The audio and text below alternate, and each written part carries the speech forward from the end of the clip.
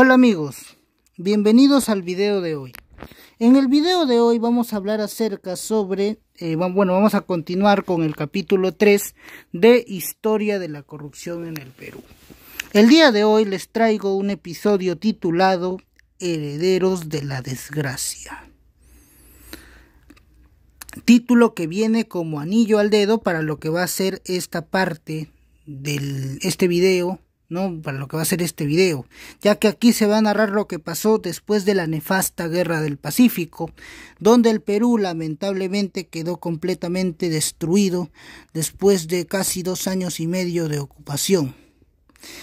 Perú se vio obligado a ceder territorio después de la Guerra del Pacífico y tuvo que iniciar su periodo conocido como la Reconstrucción Nacional. El Perú fracasó rotundamente en la Guerra del Pacífico por muchos problemas. Primero que nada, el Perú que enfrenta esta guerra, que empieza el 5 de abril de 1879, no estaba preparado definitivamente para afrontar la guerra. Un país dividido completamente, sumido en una crisis política, económica y social, y con serios problemas de organización política. Por ello, la Guerra del Pacífico marcó el fracaso del Perú como nación republicana. Una nación joven, que no tenía ni siquiera 100 años de haberse independizado, apenas si estaba por cumplir 60 años en aquel momento de independencia. Sin embargo, en el episodio de hoy vamos a tratar de explicar lo que pasó después de la nefasta Guerra del Pacífico y cómo se dio la reconstrucción nacional, que por cierto, en esta parte, en este episodio vamos a tocar a personajes como Andrés Avelino Cáceres, Miguel Iglesias, Nicolás de Piérola y Augusto Beleguía.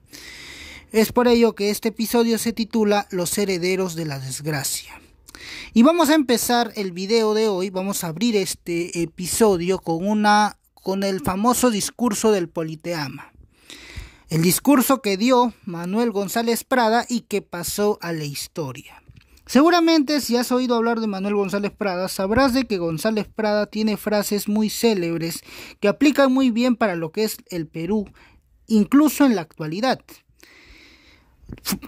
González Prada tiene aquella frase, ¿no?, que decía: los viejos a la tumba y los jóvenes a la obra. Sin embargo, vamos a abrir este episodio con el discurso en el Politeama. Los que pisan el umbral de la vida se juntan hoy para dar una lección a los que se acercan a las puertas del sepulcro. La fiesta que hoy presenciamos tiene mucho de patriotismo y algo de ironía. El niño quiere rescatar con el oro lo que el hombre no supo defender con el hierro. Los viejos deben temblar ante los niños, porque la generación que se levanta es siempre acusadora y juez de la generación que desciende. De aquí, de estos grupos alegres y bulliciosos, saldrá el pensador austero y taciturno. De aquí el poeta que fulmine las estrofas de acero, retemplado. De aquí el historiador que marque la frente del culpable con indeleble ignominia. Niños, sed hombres, madrugad a la vida, porque ninguna generación recibió herencia más triste, porque ninguna tuvo deberes más sagrados que cumplir, errores más graves que remediar, ni venganzas más justas que satisfacer. Con este discurso célebre de Manuel González Prada abrimos el video de hoy. Los herederos de la desgracia. Bueno, como ya saben ustedes, entre 1879 y 1883 se vivió en el Perú lo que fue la nefasta Guerra del Pacífico. Una guerra que destruyó por completo al Perú. Se había dado ya todo, el Perú estaba derrotado, ¿no? Y se había dado la ocupación de Lima, destrucción total, ¿no? La famosa expedición Lynch que destruyó las haciendas en el norte, y todo esto. El país se había completamente destruido por completo, había sido destruido por completo, estábamos en la ruina. Y aparte de ello, teníamos pésima reputación internacional porque éramos un país endeudado, que no había pagado sus deudas. Recordemos que el Perú estaba completamente endeudado desde antes de la guerra con Chile por haber firmado el nefasto contrato Dreyfus, que ese contrato, por si no lo sabías, fue el que le trajo serios problemas al Perú. Terminó endeudándolo por completo y aumentó parte de la deuda externa que ya tenía. Entonces el Perú de finales del siglo XIX, acaba completamente empobrecido, acaba completamente en la ruina, un país completamente endeudado en medio de una crisis política, económica y social. Dentro de este periodo se va a dar la reconstrucción nacional y el segundo militarismo. Así es, los militares vuelven al poder después de una breve participación de los civiles en el mando. El Perú estaba completamente destruido y se debía levantar de alguna manera. Obviamente en ese momento el Perú pues tenía pésima reputación internacional porque era un país endeudado que no pagaba sus deudas, ¿no? Los préstamos altísimos que se había pedido al extranjero no se habían pagado y teníamos que pagarlos de alguna manera. Estábamos endeudados con todo el mundo, por así decirlo, ¿no? Y así, el primer personaje que vamos a hablar hoy va a ser de Miguel Iglesias. El gobierno de Miguel Iglesias va a ser un gobierno corto. Primero que nada debemos decir que seguramente si tú sabes algo de historia sabrás de que Miguel Iglesias es conocido por haber sido el presidente que se rindió ante el ejército de ocupación, es el ejército chileno, y que además estuvo dispuesto a firmar la paz con cesión territorial. Es así como el 20 de octubre de 1883 se firmó el Tratado de Ancón, donde el Perú le cede Tarapacá a perpetuidad a Chile y Tacna y Arica por 10 años. Por todo esto, Miguel Iglesias pasó a la historia como uno de los más grandes traidores. Después de esto, después de la firma del Tratado de Ancón, se pone fin a la Guerra del Pacífico. Miguel Iglesias va a quedarse como presidente del Perú y va a tratar de apaciguar todos los levantamientos y rebeliones que habían estallado en su contra, porque había sido un gobierno puesto por el gobierno de ocupación de ese momento, que había estado liderado por Patricio Lynch. Entonces Miguel Iglesias tiene muchos problemas, ¿no? Tiene demasiados problemas y tiene que solucionarlos. Sin embargo, Miguel Iglesias solamente va a gobernar hasta 1885, cuando va a ser derrotado por Andrés Avelino Cáceres, que logra tomar la ciudad de Lima y logra rodear a Miguel Iglesias, quien se refugia en Palacio de Gobierno. Al ver a Miguel Iglesias que ya no tenía oportunidad, decide renunciar a la presidencia y irse al exilio. Se va hacia Europa y pasa por Francia. No, se refugia en Francia Miguel Iglesias. Ahora, Miguel Iglesias, muchachos, es un personaje cercano a Nicolás de Piérola. Era cercano a Nicolás de Piérola. ¿Y qué tiene de malo ser cercano a Nicolás de Piérola? En aquella época, ser cercano a Nicolás de Piérola era ser cercano a la casa Dreyfus. Así es. Si ustedes vieron el anterior video, sabrán de que Nicolás de Piérola había estado involucrado en la firma del contrato Dreyfus y que incluso él había hecho arreglos bajo la mesa con la casa francesa desde antes que se firmara el contrato. De tal manera que, si bien es cierto, Cáceres va a estar aliado con la casa Grace, Piérola e Iglesias van a estar aliados con la casa Dreyfus, van a ser aliados de esta casa francesa que buscó sacarle provecho máximo al Perú, o sea, sacarle dinero al Perú debido a los préstamos que se habían pagado en aquella época, ¿no? Que se habían pedido, ¿no? El gobierno de Balta había pedido en aquella época. Y es que Nicolás de Piérola ya venía desde antes participando en el gobierno. Recordemos que él había sido ministro de Hacienda del gobierno de José Balta y que había sido principal gestor de la firma del contrato Dreyfus en 1869. Por ende, si Andrés Avelino Cáceres estaba con la casa Grace, pues Iglesias y Piérola estaban aliados con la casa Dreyfus. Y sí, muchachos, cuando Miguel Iglesias es derrocado por Cáceres, se refugia en Francia, gracias a la ayuda de su amigo Augusto Dreyfus y a la casa francesa que le dio apoyo. Así es, Miguel Iglesias no fue más que un simple títere del gobierno de ocupación y buscó sacar solamente provecho durante el tiempo que duró su mandato. ¿Qué provecho? Pues provecho económico. Buscó sacar todo lo que se podía antes de ser sacado por Andrés Avelino Cáceres. Y es que, claro, el gobierno de Miguel Iglesias era completamente impopular porque había sido un gobierno puesto por el gobierno de ocupación, en este caso el ejército chileno, que al ya no estar en el Perú, pues era obvio que el gobierno de Iglesias no iba a durar. Es por eso que se da esta especie de segundo caudillismo en el Perú, donde se dan cientos de insurrecciones, la más importante la de Cáceres, que va a terminar sacando del poder a Miguel Iglesias, que solamente lo que trató de hacer Iglesias era sacar el mayor provecho a la situación mientras se podía. Luego Iglesias va a partir al exilio y se va a refugiar en Francia y después se va a ir a España. Bien, después de la caída del gobierno de Miguel Iglesias llega al poder Andrés Avelino Cáceres. Recordarán ustedes de que Andrés Avelino Cáceres era un militar ya con algo de popularidad, pues él había sido el encargado de dirigir la resistencia nacional.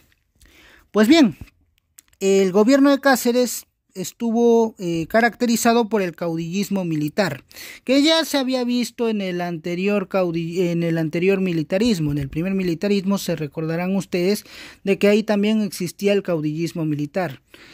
Bueno, pues el gobierno de Cáceres estuvo caracterizado por eso, por el caudillismo militar, y también porque le tuvo que pagar favores a ciertas personas que lo habían ayudado durante la resistencia nacional. De eso vamos a hablar en un momento. Cáceres de esa manera logra llegar al gobierno con el apoyo de los civilistas, que sí, los civilistas apoyaron a Andrés Avelino Cáceres formando el Partido Constitucional para que éste llegue al poder. Y algunos que otros hacendados del interior que también pedían, obviamente, una vez que Cáceres llega a la presidencia, que se le pagaran algunos favorcitos por lo que se había pasado en la campaña de resistencia, por lo que habían aportado ellos durante la campaña de resistencia.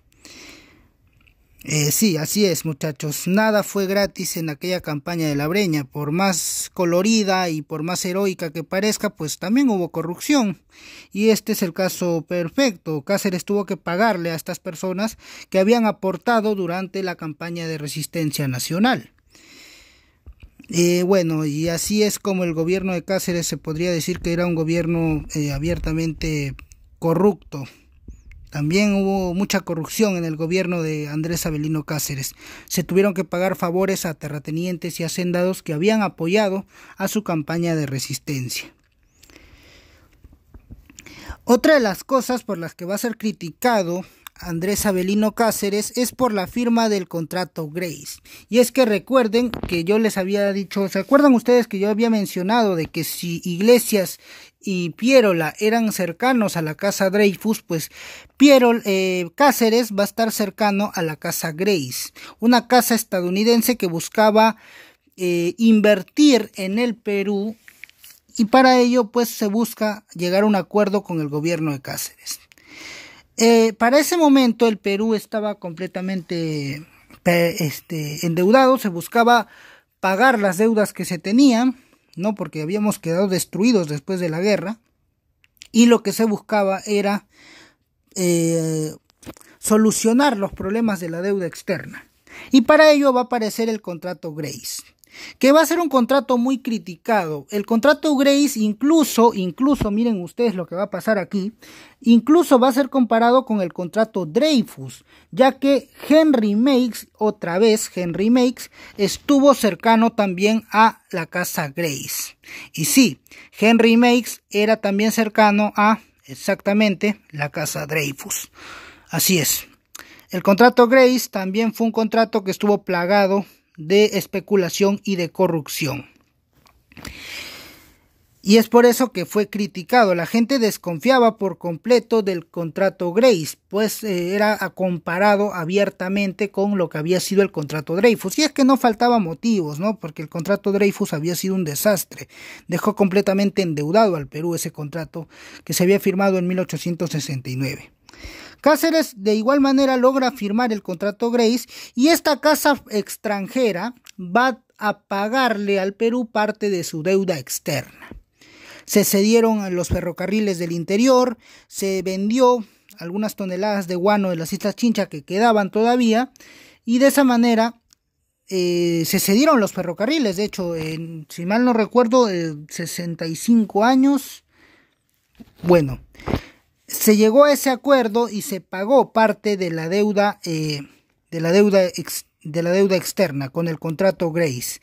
Se buscaban aliviar las deudas que tenía el Estado debido a los gastos que se habían dado, ¿no?, por la guerra, y se buscaba también reconstruir el país, ¿no?, por todos los destrozos y todos los daños que había dejado la guerra. Asimismo, el gobierno de Cáceres también tuvo que pagar algunos favorcitos a algunos terratenientes y hacendados que habían apoyado a su campaña de resistencia nacional. Así es, muchachos, nada en esta vida es gratis, nada en este mundo es gratis, y mucho menos aquella campaña de resistencia donde pues el Taita Cáceres tuvo que resistir de alguna manera al ejército chileno. Cuando Cáceres llegó al poder, pues tuvo que pagarle a estos terratenientes que habían apoyado a su resistencia con algunos favorcitos.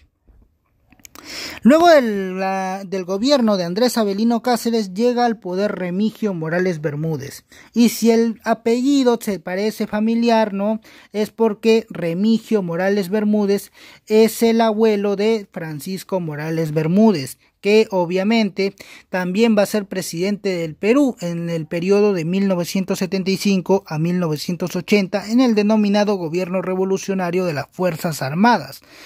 Así es. El nieto de Remigio Morales Bermúdez también va a ser presidente del Perú. Lamentablemente, Remigio Morales Bermúdez va a fallecer en el año 1894. En extrañas circunstancias, fallece Remigio Morales Bermúdez, y esto significó el regreso de Andrés Avelino Cáceres a la presidencia. Pero esta vez el viejo caudillo es acusado de fraude, porque se había saltado de forma vergonzosa la Constitución. No debió asumir Cáceres la presidencia, sin embargo, asumió la presidencia Andrés Avelino Cáceres y pues la gente lo acusó de fraude. Y es aquí donde va a hacer su aparición nuevamente Nicolás de Piérola, que por cierto, Nicolás de Piérola había regresado al Perú para derrocar al gobierno de Andrés Avelino Cáceres. Durante el primer gobierno de Andrés Avelino Cáceres, 1886-1890, Piérola se había mantenido alejado del Perú. Pues recordemos de que Piérola había estado presente y había gobernado el Perú durante los años de la guerra con Chile, de 1879 a 1881. De hecho, él fue el responsable de la defensa de Lima y fue responsable también de agravar la situación en dicho conflicto. Piérola, de hecho, fue aquel personaje que derrocó al gobierno de Mariano Ignacio Prado en una insurrección después de derrocar al vicepresidente Luis Lapuerta. Luego de asumir el mando, Nicolás de Piérola, pues lo único que hizo fue agravar más la situación. Preparó la defensa de Lima, que fue un desastre. De hecho, por eso es que se ganó el repudio de Manuel González Prada, que vivió en carne propia a estos personajes, ¿no?, a Cáceres, a Iglesias y a Piérola, y de hecho él los criticó abiertamente. De hecho, Manuel González Prada se convirtió en uno de los tantos enemigos que va a tener Nicolás de Piérola en su vida política. El mismo que derrocó a Mariano Ignacio Prado, bueno, el presidente que dijo que se iba del Perú supuestamente para ir a comprar armas, pero que no regresó. Bueno, este personaje regresó nuevamente al Perú. Y es que para los que no sepan, pues Nicolás de Piérola escapó del Perú también en la Guerra del Pacífico, pidiéndole permiso al gobierno de ocupación. Se refugió en Francia, donde estaba pues obviamente su amigo Augusto Dreyfus. Así es, Piérola se fue también del Perú en plena Guerra del Pacífico en finales de 1881. Se fue del Perú y con permiso del gobierno chileno, del gobierno de ocupación chileno, se retiró del Perú y se refugió en Francia, y allí va a estar allí hasta un buen tiempo, ¿no?, por lo que había pasado, ¿no? Cáceres estaba allí en su primer gobierno, pero aquí en este segundo gobierno nuevamente va a aparecer Nicolás de Piérola, que va a formar con los civilistas la famosa coalición nacional que buscaba sacar del poder al Partido Constitucional, que era partido de Cáceres, y se va a formar una alianza entre los demócratas y los civilistas. De esta manera va a llegar al poder Nicolás de Piérola. Piérola llega al poder gracias al partido a la unión, a la alianza entre demócratas y civilistas. Y va a empezar su mandato de 1895 a 1899. Cabe precisar de que aquí el historiador Jorge Basadre nos dice de que el gobierno de Piérola, el segundo gobierno de Piérola, fue un gobierno eficaz, fue un buen gobierno, ya que Piérola pues hizo buenas obras, trató de levantar el Perú. Bueno, de hecho fue un gobierno donde se realizaron muchas obras, se trató de industrializar el Perú, ¿no? Con fábricas, la creación de fábricas, de darle importancia a otros recursos, modernizar el Perú de alguna manera. Y es por eso que el historiador Jorge Basadre, en la última página de la Historia de la República, le dedica toda una página a este personaje, diciendo de que Piérola puede ser muy criticado, pero que su segundo gobierno fue bueno por todas las obras que hizo. Sin embargo, en este segundo gobierno también hubieron actos de corrupción. Y es que Nicolás de Piérola, así es, se alejó de sus antiguos aliados, y ahí apareció la figura de un personaje llamado Guillermo Billinghurst, que años más tarde también sería presidente del Perú. Billinghurst va a comenzar a hablar de los negocios que tenía Nicolás de Piérola anteriormente. Incluso se van a llegar a pagar algunas que otras sobornos por estas cosas que estaba hablando Billinghurst. Billinghurst estaba hablando de los antiguos negocios sucios que había tenido Piérola en el pasado, porque se había alejado completamente de Billinghurst se había alejado completamente de Piérola. En realidad Piérola se aleja de sus antiguos aliados y comienza pues a decaer. Su figura como político comienza a decaer a inicios de 1900. Y es ahí donde va a llegar al poder el Partido Civil. A inicios de 1900 llega al poder el Partido Civil con Eduardo López de Romaña. Y aquí se va a dar una división entre civilistas y demócratas. De esa manera hay una disputa entre demócratas y civilistas. Los civilistas logran la mayoría congresal y los demócratas son mayoría en el Senado. De tal manera que aquí va a estallar un conflicto entre demócratas y civilistas. En el Partido Civil, que había llegado al poder ya en 1872 de la mano de Manuel Pardo y Lavalle, era ahora liderado por José Pardo y Barreda, que era hijo de Manuel Pardo y Lavalle. El Pardo y Lavalle que es Manuel Pardo y Lavalle, que fue asesinado en 1878, ¿no? Cuando ingresaba al Congreso, es asesinado por un sargento, ¿no? Manuel Pardo y Lavalle. Bueno, ahora su hijo, José Pardo y Barreda, era el que lideraba el Partido Civil con ayuda de Manuel Candamo Iriarte. Es así como el Partido Civil logra tener el dominio absoluto de la política peruana. Se convierte así, la oligarquía llega al poder, y a esta etapa, por supuesto, ustedes saben de qué se le conoce como la República Aristocrática. Es ahí cuando llegan al poder los civilistas y se van a mantener ahí hasta 1909. Hasta el año 1912 era el auge del civilismo.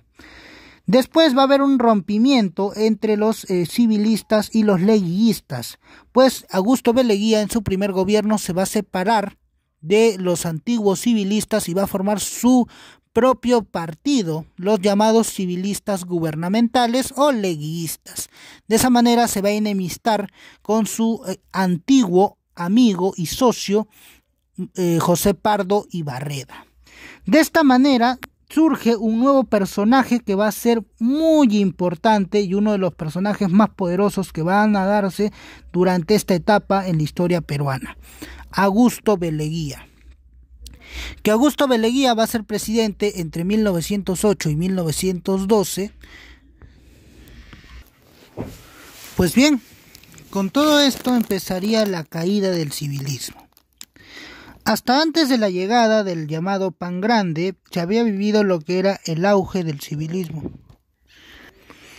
En 1912 se va a vivir la decadencia del civilismo. Y es que va a llegar al poder un personaje que va a utilizar el populismo como fuerza para llegar al poder. Y estamos hablando de un ex amigo de Nicolás de Piérola, un personaje ya conocido por aquí, Guillermo Billinghurst. Así es, Guillermo Billinghurst logra llegar a la presidencia usando pues el populismo como fortaleza para llegar a la presidencia. En aquellas elecciones Billinghurst se enfrentó al candidato del Partido Civil, Antero Aspillaga. Como ya saben ustedes, pues Billinghurst no era un civilista, era un demócrata y por ende iba a tener completa oposición en el Congreso peruano. El Congreso de aquella época estaba completamente lleno de oposición. Si bien es cierto, Billinghurst logró ganar las elecciones gracias al populismo, pues tendría problemas en su gobierno. Aún así se estaría peleando por la famosa ley de las 8 horas. Billinghurst lograría dársela a los trabajadores del puerto del Callao.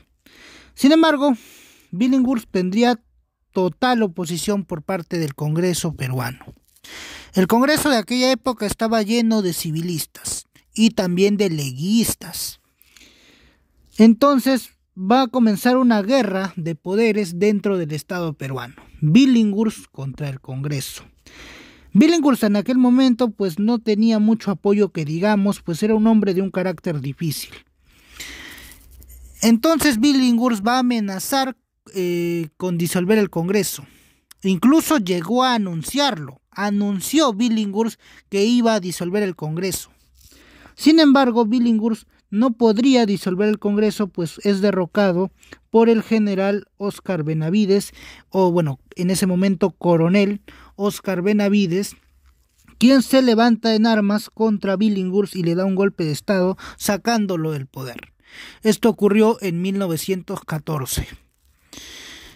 Billinghurst había iniciado una lucha de poderes, pero esto acabó cuando el entonces coronel Óscar R. Benavides le da un golpe de estado y lo saca del poder. De esa manera, Óscar R. Benavides llegaba a la presidencia de forma provisoria. Como dato adicional, pues Óscar R. Benavides era un civilista, porque había estado apoyando a los civilistas. Él también era un civilista, obviamente, pues él dio el golpe de estado a favor de los civilistas y logró sacar del poder a Guillermo Billinghurst. Óscar R. Benavides estuvo aliado con los civilistas en este golpe de estado. Después de esto llega al poder José Pardo Ibarreda, y el gobierno de José Pardo Ibarreda no estuvo limpio ni estuvo libre de corrupción. Sin embargo, a fines de 1919 o a inicios de 1919 ya la caída del civilismo se veía venir. El gobierno no era tan popular que digamos, estaban dando levantamientos y toda clase de cosas. Era el momento perfecto para la llegada de un personaje conocido. Así es, Augusto B. Leguía volvía a hacer su aparición. Y con ayuda de otro viejo conocido, como lo fue Andrés Avelino Cáceres, que por ese momento ya era un viejo de casi 80 años, pero sin embargo seguía activo el viejo caudillo en la vida política del Perú, logra derrocar al gobierno de José Pardo Ibarreda. A pesar de que Augusto B. Leguía había participado activamente en las elecciones de aquel año, temía de que los civilistas con el poder que manejaban en los colegios electorales pudieran amañar las elecciones y dar como ganador a Antero Aspillaga, que era líder o que era candidato del Partido Civil. Es por ello que Augusto B. Leguía se le adelanta a los civilistas y da un golpe de estado derrocando a José Pardo y Barreda. De esa manera inicia en el Perú el oncenio de Leguía. El oncenio fue un gobierno que estuvo caracterizado por la amplia dependencia que va a tener el Perú hacia capitales estadounidenses. El Perú se vuelve abiertamente dependiente de los Estados Unidos, pues recordemos que Augusto B. Leguía era un personaje que admiraba en demasía a los Estados Unidos de Norteamérica. Así pues, se celebró el centenario de la independencia del Perú, para lo cual se van a mandar a hacer obras públicas de todo tipo, principalmente en Lima, ¿no? Se va a tratar de embellecer la ciudad de Lima con el llamado Proyecto de la Patria Nueva, que era el proyecto que tenía Augusto B. Leguía. Asimismo, se cambió la Constitución de 1860, que era la Constitución que había dejado Ramón Castilla. Se cambió por la nueva Constitución de 1920, que era una constitución abiertamente presidencialista y que favorecería a los intereses personales de Augusto B. Leguía. ¿Qué quiero decir con que era una constitución presidencialista? Es decir, que le daba amplios poderes al presidente en cuestión, en este caso Augusto B. Leguía. Entre las obras más resaltantes que va a tener el Perú en su centenario va a ser las obras públicas como la Fuente China, el Museo de Arte Italiano, el reloj en el Parque Universitario, la estatua de Manco Cápac y también, por supuesto, la estatua del general José de San Martín, que es colocado en la plaza que lleva su mismo nombre, asimismo como el Arco del Triunfo también. ¿No? El Arco del Triunfo también, que fue inaugurado durante el gobierno de Augusto B. Leguía durante el centenario de la independencia del Perú.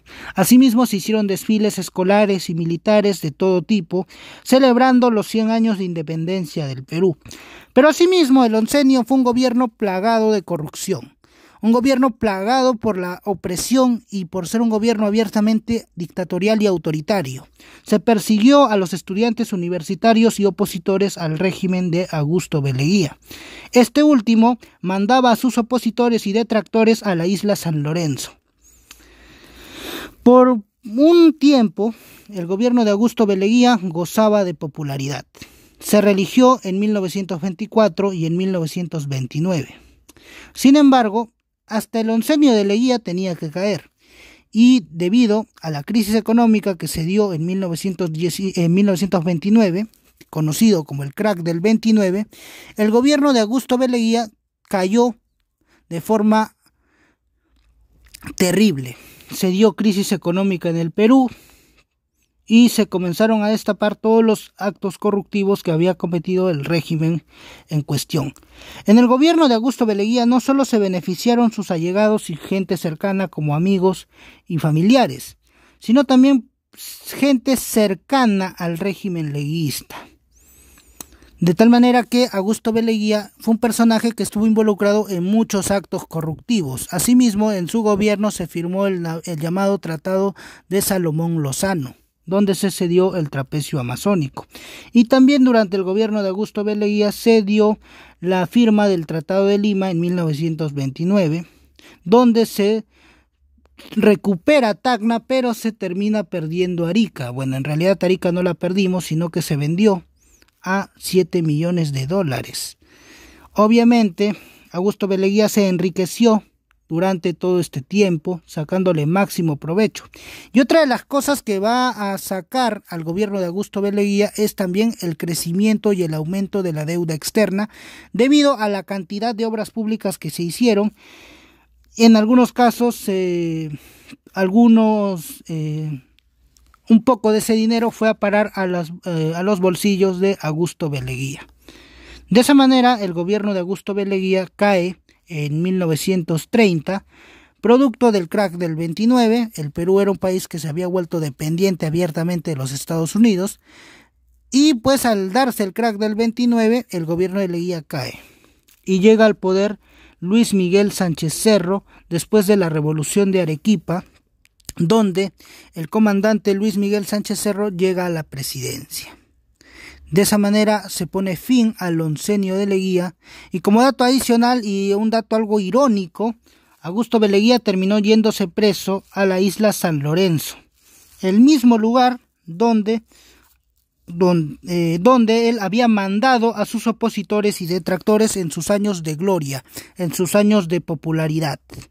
Cuando el presidente Augusto B. Leguía gozaba de popularidad y gozaba de fama, pues él mandaba a sus detractores y opositores a la isla San Lorenzo. Asimismo, pues el gobierno de Augusto B. Leguía pues fue abiertamente dictatorial y autoritario, se censuró la prensa, se perseguían a los estudiantes universitarios, muchos de ellos fueron mandados al exilio, uno de ellos, por ejemplo, estos jóvenes José Carlos Mariátegui y Víctor Raúl Haya de la Torre, fueron mandados al exilio durante el gobierno de Augusto B. Leguía. Así pues, ellos van a ser... Así pues, el gobierno de Augusto B. Leguía estuvo marcado por esto, ¿no? Por la dictadura, por el autoritarismo y el personalismo del presidente. Y asimismo, el centenario de la independencia del Perú fue utilizado por el régimen como un movimiento propagandístico a favor del régimen de Augusto B. Leguía. Sin embargo, el régimen de Leguía tenía que caer y cayó en 1930 cuando el comandante Luis Miguel Sánchez Cerro se levantó en su contra y le dio un golpe de estado sacándolo del poder. Augusto B. Leguía terminó yéndose preso a la isla San Lorenzo y tiempo después va a ser llevado al Panóptico, donde va a ser recluido en pésimas condiciones. Leguía terminó en una celda pequeña, estrecha y en una situación deplorable. Tiempo después moriría, pero eso ya es otra historia. Y bueno, hasta aquí el video de hoy de Historia de la Corrupción en el Perú, capítulo 3. Bueno, muchachos, ha sido un placer hablarles de este tema. Recuerden, suscríbanse, denle like para más. Hasta la próxima, nos vemos. Y recuerden, quien no conoce su historia vivirá condenado a repetirla. Adiós, nos vemos.